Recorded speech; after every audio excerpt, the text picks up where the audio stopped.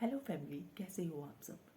Topic देखकर आपके मन में यह जरूर आ रहा होगा कि ये कैसी बात हुई। 50s की उम्र में तो तरह तरह की बीमारियां होनी शुरू हो जाती हैं। बच्चे बड़े हो गए, इसका मतलब यह तो नहीं कि उनकी जिम्मेदारियां ख़त्म हो गई हैं। तो फिर कोई अपने आप को मस्त और खुश कैसे रख सकता है। बिल्कुल सही बात है, क्योंकि आपको किस चीज़ से खुशी मिलती है यह सिर्फ आप ही समझ सकते हैं।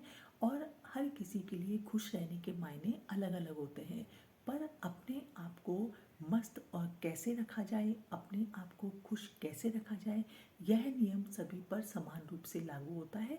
इसलिए आज हम इस वीडियो में उन टिप्स के बारे में बात करेंगे जिनको फॉलो करके हम अपने आप को मस्त रख सकते हैं, अपने आप को खुश रख सकते हैं। हर व्यक्ति अपने आप को कभी ना कभी नर्वस फील करता है, अपने आप को लो फील करता है।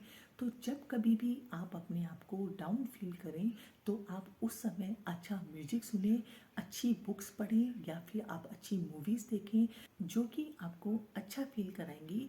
तो उस समय बजाय नर्वस फील करने के आप अपने अंदर एक अलग ही एनर्जी फील करेंगे, एक अलग ही एहसास आपको होने लग जाएगा। आप अपने आप को रिलैक्स महसूस करेंगे।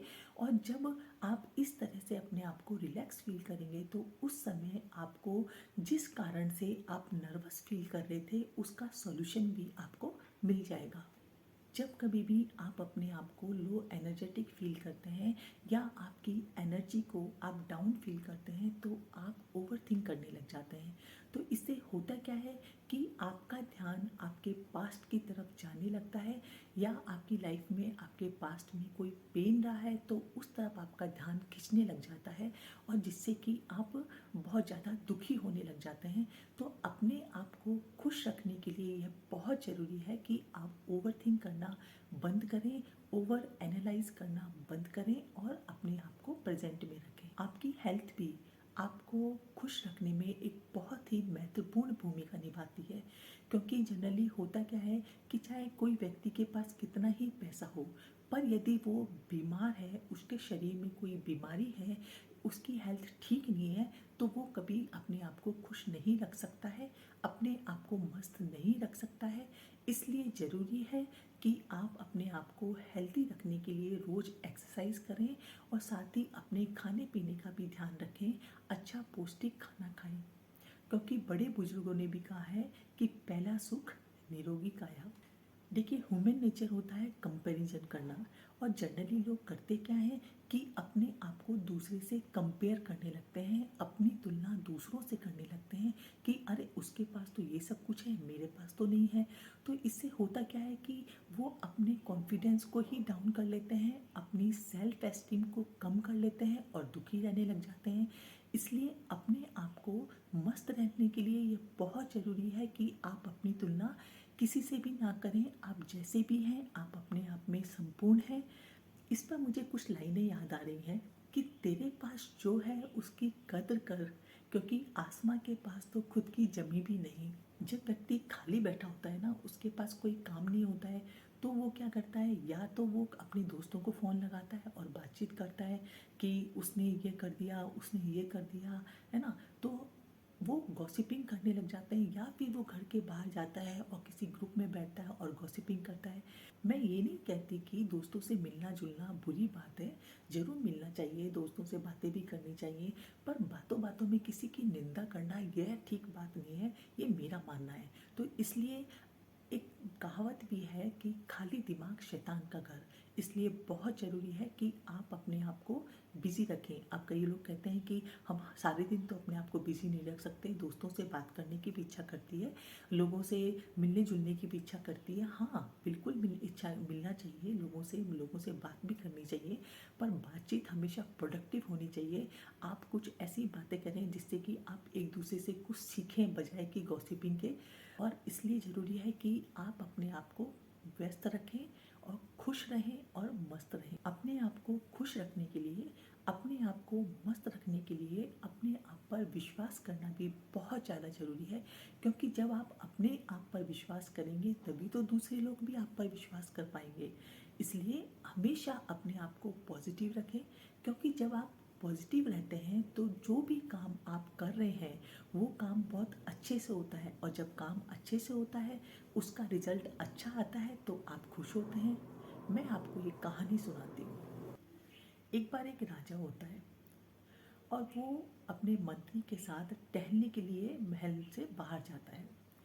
तो वहाँ पर एक खेत में किसान और उसका परिवार खेती कर रहा होता है, और साथ ही वो बहुत खुश नज़र आ रहे होते हैं, तो और नाच रहे होते हैं, गा रहे होते हैं।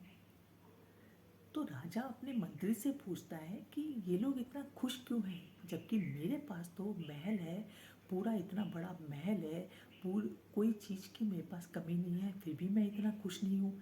इनके चेहरे तो खुशी के मारे चमक रहे हैं। तो मंत्री कहता है कि महाराज, ये 99 क्लब के सदस्य नहीं है ना, इसलिए। तो महाराज कहते हैं ये 99 क्लब क्या है, ये 99 क्लब क्या है। तो मंत्री कहता है महाराज, आप मुझे 99 सोने के सिक्के दो। तो महाराज वही करते हैं, उसको 99 सोने के सिक्के की एक पोटली दे देते हैं। फिर पूछते हैं कि अब बताओ। तो मंत्री कहता है कि महाराज, मैं 6 महीने बाद आपको बताऊंगा। तो दूसरे दिन क्या होता है कि मंत्री किसान के घर के बाहर वो 99 सिक्कों की पोटली रख देता है। तो जब किसान खेत पर जाने के लिए अपने घर का दरवाज़ा खोलता है तो उसको वो पोटली मिलती है।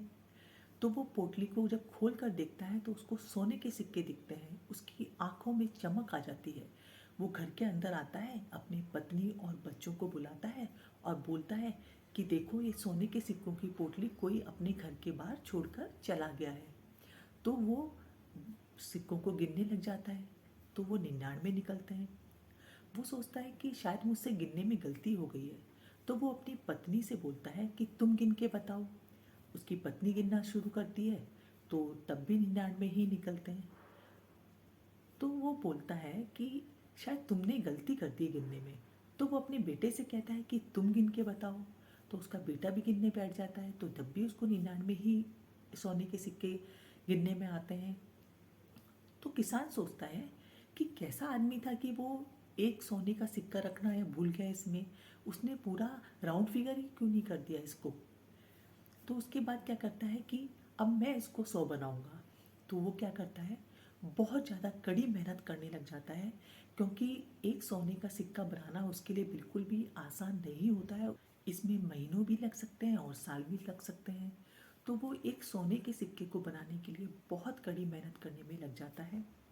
जब उसकी पत्नी ये देखती है कि मेरा पति कितना पागल है, उसके पास 99 सोने के सिक्के हैं, उसमें तो खुश नहीं है, वो एक सिक्के को पाने के लिए पागल हो रहा है। वो क्या करती है कि 2 सोने के सिक्के लेती है और शॉपिंग करने चली जाती है। तो जब किसान शाम को घर पर आता है तो वो सोने के सिक्के गिनता है। तो वो कहता है कि तो 97 ही है। तो उसकी पत्नी उससे कहती है कि तुम बिल्कुल एक सिक्के के लिए पागल हो रहे हो, मेरे को शॉपिंग करनी थी, मैं शॉपिंग करके आ गई हूँ। उसका बेटा भी 2 सोने के सिक्के लेता है और वो भी खरीदारी करके ले आता है अपनी ज़रूरत के सामानों की।